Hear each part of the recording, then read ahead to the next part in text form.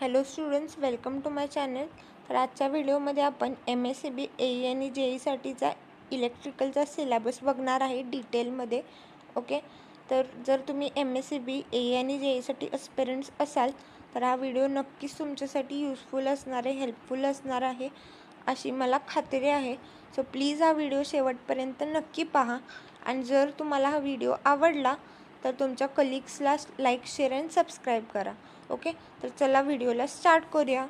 So आपला first subject आहे basic concepts. Okay, मग त्यात concepts of resistance, inductance, capacitance and various factors affecting them and their units.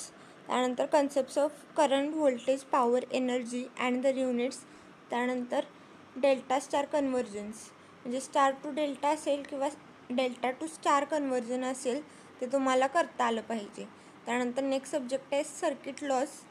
Math इलेक्ट्रिकलशी related जेवढे काही circuit lodge असतील ते तुम्हाला करता आलं पाहिजेत.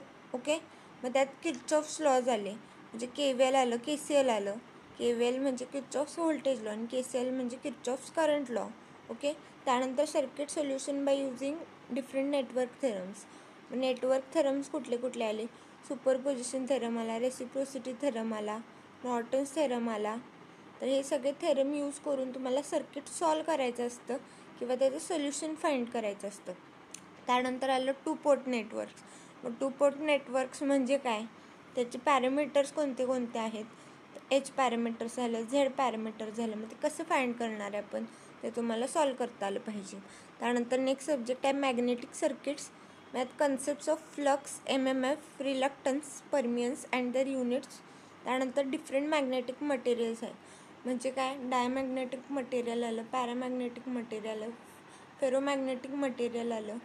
मग प्रत्येकाचं परमिएबिलिटी कशी असणार आहे, कोण आपण जास्त यूज करणार आहे, प्रत्येकाचे एक्झाम्पल माहीत पाहिजे तुम्हाला. त्यानंतर magnetic calculation for various configurations. Okay, मग कॉन्फिगरेशन्स कोणते कोणते येतील? स्ट्रेट येतील, सर्क्युलर येतील, सोलेनॉइडल असतील. त्यासाठीचे मॅग्नेटिक कॅल्क्युलेशन्स तुम्हाला करता आले पाहिजे. ओके, त्यानंतर नेक्स्ट सब्जेक्ट आहे इलेक्ट्रिकल मशीन्स. मग त्यामध्ये 5 पार्ट्स येतात टोटल. पहिला म्हणजे ट्रान्सफॉर्मर, दुसरा म्हणजे DC मशीन, तिसरा म्हणजे इंडक्शन मोटर, चौथा म्हणजे सिंक्रोनस मशीन आणि पाचवा म्हणजे स्पेशल पर्पज मशीन्स. ओके, मग पहिला पार्ट आहे ट्रान्सफॉर्मर्स. त्याच्यात तुम्हाला काय काय करायचं आहे बघा.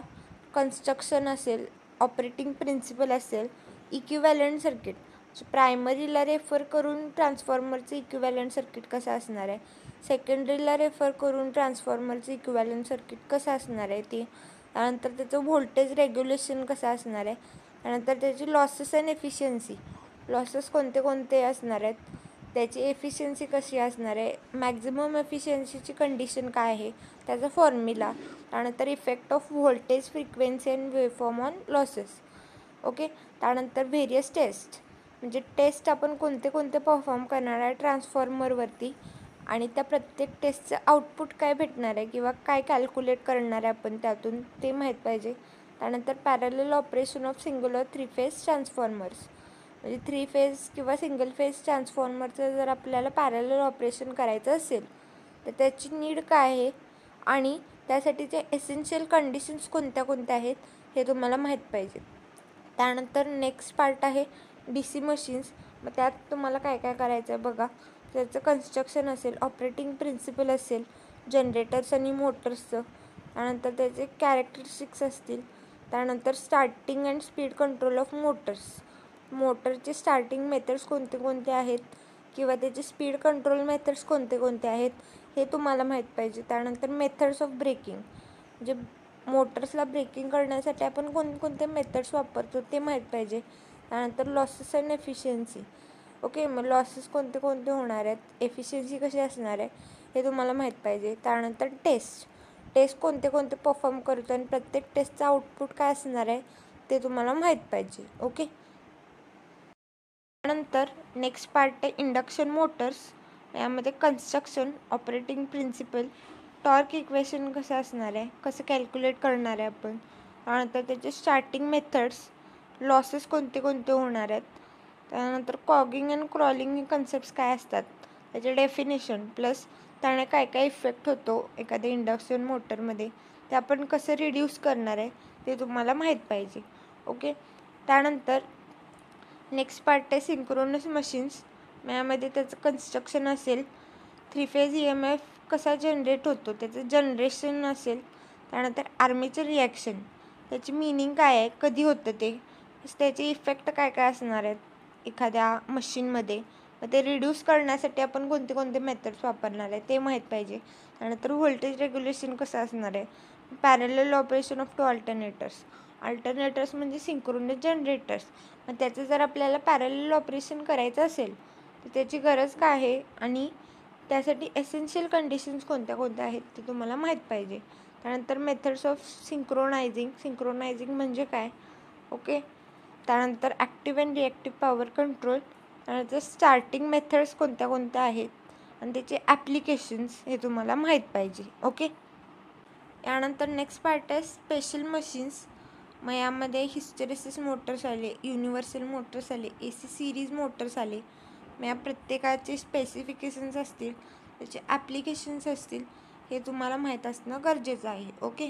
यानंतर नेक्स्ट सब्जेक्ट आहे पॉवर सिस्टम्स. मग यामध्ये 4 पार्ट्स येतात. पहिला म्हणजे ट्रान्समिशन, दुसरा म्हणजे जनरेशन, दुसरा म्हणजे डिस्ट्रीब्युशन आणि चौथा म्हणजे स्विचगेअर अँड प्रोटेक्शन. ओके. पहिला पार्ट आहे ट्रान्समिशन. त्याच्यामध्ये काय काय करायचं आहे बघा तुम्हाला. क्लासिफिकेशन ऑफ ट्रान्समिशन लाईन्स आपण कसं क्लासिफाय केले, कोणत्या बेसिसवरती केले, त्याचे टाईप्स कोणते कोणते. नंतर factors affecting their performance. Transmission लाईन्सच्या परफॉर्मन्सवर कोणकोणते फॅक्टर्स इफेक्ट करतात, मग त्यात ABCD पॅरामीटर्स आले. ओके. त्यानंतर डिफरंट इफेक्ट्स, स्किन इफेक्ट आला, प्रॉक्झिमिटी इफेक्ट आला, फॅरेंटी इफेक्ट आला. त्याला जर रिड्यूस करायचं असेल तर आपल्याला काय केलं पाहिजे, त्याची मेथड्स. त्यानंतर क्लासिफिकेशन ऑफ केबलचं क्लासिफिकेशन कसं केले आपण, त्याचे टाईप्स आणि त्याची डायइलेक्ट्रिक स्ट्रेंथ कशी असली पाहिजे. त्यानंतर ग्रेडिंग ऑफ केबल्स आपण का करतो, ओके, प्लस ती प्रोसेस कशी असते ते तुम्हाला माहीत पाहिजे. नंतर टाईप्स ऑफ इन्सुलेटर्स. मग इन्सुलेटरचे टाईप्स कोणते कोणते आहेत, मग कोणत्या लाईनसाठी आपण कोणता इन्सुलेटरचा टाईप वापरतो हे तुम्हाला माहीत पाहिजे. त्यानंतर नेक्स्ट पार्ट आहे जनरेशनमध्ये 3 पार्ट्स येतात main, hydro power plant, nuclear power plant आणि थर्मल पॉवर प्लांट. प्रत्येक पॉवर प्लांटचं डिटेलमध्ये कन्स्ट्रक्शन म्हणजे प्रत्येक कंपोनंटचं काय फंक्शन असणार आहे तिथे ते, प्लस त्यासाठी आपण कसं साईट सिलेक्शन करणार आहे ते, त्याचे ॲडव्हान्टेजेस डिसॲडव्हान्टेजेस सगळं माहीत पाहिजे. ओके. त्यानंतर नेक्स्ट पार्ट आहे डिस्ट्रीब्युशन. मग डिस्ट्रीब्युशन लाईनचे कोणते कोणते टाईप्स आहेत ते तुम्हाला त्यात माहीत पाहिजे. ओके. त्यानंतर नेक्स्ट पार्ट आहे स्विचगेअर अँड प्रोटेक्शन. मग यात पॉवर सिस्टममध्ये कोणते कोणते फॉल्ट्स होतात, मग त्या फॉल्ट्सनं हजार्ड्स काय काय होतात, मग त्या दृष्टीने स्विचगेअर अँड प्रोटेक्शनचं काय नीड आहे ते तुम्हाला माहीत पाहिजे. त्यानंतर डिफरंट प्रोटेक्शन डिव्हायसेस आहेत, जे फ्यूजेस आले, बसबार्स आले, आयसोलेटर्स आले, सर्किट ब्रेकर्स आले, रिलेज आले. प्रत्येकाच्या डिटेलमध्ये तुम्हाला करायचं आहे. ओके. मग फ्यूजेसमध्ये काय काय करणार, त्याची रेटिंग असेल, स्पेसिफिकेशन असतील. त्यानंतर बसबार्समध्ये पण त्याचं फंक्शन असेल, त्याची रेटिंग असेल. आयसोलेटर्समध्ये पण रेटिंग असेल, फंक्शन असेल. त्यानंतर सर्किट ब्रेकर्समध्ये त्याचे रेटिंग असतील, त्याचे टाईप्स असतील. सर्किट ब्रेकरचे टाईप्स आपण कशावरती क्लासिफाय केले ते असेल, मग त्याचे मीडियम कोणते कोणते आपण त्याच्यात यूज केलेत.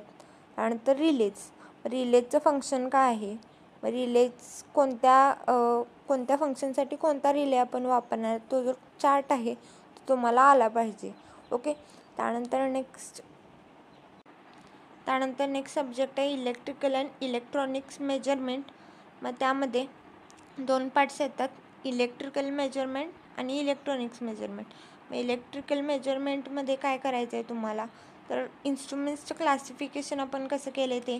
त्यानंतर एररचे टाईप्स कोणते कोणते आहेत. त्यानंतर पर्सेंटेज लिमिटिंग एरर म्हणजे काय ते आपण कसं कॅल्क्युलेट करणार आहे. त्यानंतर extension of range of ammeter and voltmeter.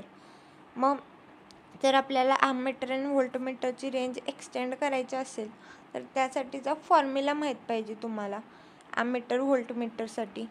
त्यानंतर AC आणि DC ब्रिजेस कोणते कोणते आहेत. त्यानंतर measurement of resistance, inductance, capacitance, power, frequency यासाठी आपण कोणते कोणते ब्रिजेस वापरणार आहे आणि एक्झॅक्ट तेच का वापरणार आहे. मग हाय व्हॅल्यू असेल तर कोणतं ब्रिज वापरणार आहे, लो व्हॅल्यू असेल तर कोणतं ब्रिज वापरणार आहे ते माहीत पाहिजे. त्यानंतर ट्रान्सड्यूसरचे टाईप्स कोणते कोणते आहेत, इलेक्ट्रिकल ट्रान्सड्यूसर्स आलं, मेकॅनिकल ट्रान्सड्यूसर्स आलं. ओके. त्यानंतर नेक्स्ट पार्ट आहे इलेक्ट्रॉनिक मेजरमेंट. मग त्यात डिजिटल व्होल्टमीटर आला म्हणजे DVM आला. त्यानंतर कॅथोड रे ऑक्सिलेटर म्हणजे CRO आला. नंतर क्यू मीटर म्हणजे क्वालिटी फॅक्टर मीटर. मग प्रत्येकाचं डिटेलमध्ये तुम्हाला आलं पाहिजे. ओके. यानंतर नेक्स्ट सब्जेक्ट आहे पॉवर इलेक्ट्रॉनिक्स. मग पॉवर इलेक्ट्रॉनिक्सचे बेसिक्स. कंडक्टर म्हणजे काय, इन्सुलेटर म्हणजे काय, सेमीकंडक्टर म्हणजे काय, सेमीकंडक्टरचे टाईप्स म्हणजे इंट्रिन्सिक सेमीकंडक्टर म्हणजे काय, एक्सट्रिन्सिक सेमीकंडक्टर म्हणजे काय हे तुम्हाला माहीत पाहिजे. त्यानंतर concepts of holding and latching current. Holding latching current म्हणजे काय हे तुम्हाला माहीत पाहिजे.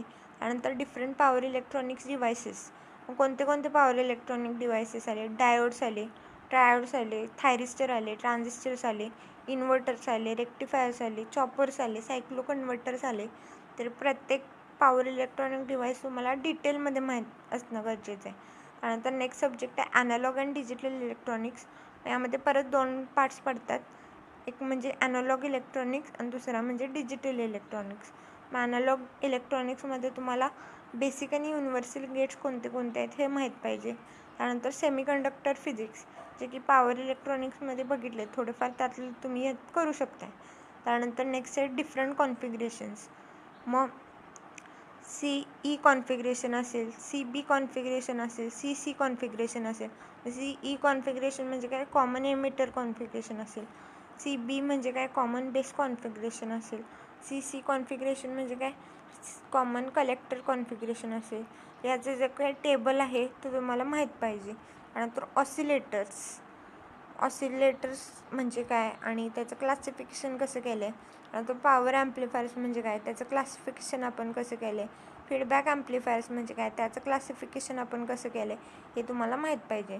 त्यानंतर नेक्स्ट पार्ट आहे डिजिटल इलेक्ट्रॉनिक्स. मग त्यामध्ये बुलियन अल्जेब्रा आपण कसं करतो ते तुम्हाला माहीत पाहिजे. त्यानंतर डी मॉर्गन्स थेरम्स ते तुम्हाला माहीत पाहिजे. थेरमचं स्टेटमेंट असेल किंवा त्याचे जे काही इक्वेशन असेल ते माहीत पाहिजे तुम्हाला. त्यानंतर नंबर सिस्टम्समध्ये बायनरी नंबर सिस्टम आला ज्याचा की बेस 2 असतो. त्यानंतर ऑक्टल नंबर सिस्टम आला ज्याचा की बेस 8 असतो. त्यानंतर डेसिमल नंबर सिस्टम आला ज्याचा की बेस 10 असतो. आणि त्यानंतर आला हेक्साडेसिमल नंबर सिस्टम ज्याचा बेस 16 असतो. मग एका नंबर सिस्टमचं जर आपल्याला दुसऱ्यात करायचं असेल तर ते तुम्हाला आलं पाहिजे. त्यानंतर कोड कन्व्हर्जन्स म्हणजे कोड्स कोणते कोणते आले, ग्रे कोड आला, बायनरी कोड आला, BCD कोड आला. तर याचं इंटर कन्व्हर्जन कसं करायचं हे तुम्हाला आलं पाहिजे. त्यानंतर DA कन्व्हर्टर्स म्हणजे डिजिटल टू ॲनालॉग कन्व्हर्टर्स असतील किंवा ॲनालॉग टू डिजिटल कन्व्हर्टर्स असतील. याचे टाईप्स तुम्हाला माहीत पाहिजेत कोणते कोणते कन्व्हर्टर्स आहेत ते. ओके. यानंतर नेक्स्ट सब्जेक्ट आहे कंट्रोल सिस्टम्स. यामध्ये concepts of open and close loop. Open loop system म्हणजे काय, क्लोज लूप सिस्टम म्हणजे काय हे तुम्हाला माहीत पाहिजे. त्यानंतर mathematical modelling of electrical and mechanical systems म्हणजे इलेक्ट्रिकल अँड मेकॅनिकल सिस्टमचं जर आपल्याला मॅथमॅटिकल मॉडेलिंग करायचं असेल तर ते आपण कसं करणार आहे ते माहीत पाहिजे. त्यानंतर ब्लॉक डायग्राम रिडक्शन टेक्निक आपण कुठे यूज करणार आहे. त्यानंतर स्टेट व्हेरिएबल टेक्निक कुठे यूज करणार आहे. त्यानंतर time domain analysis and frequency domain analysis हे सगळं तुम्हाला माहीत पाहिजे यात.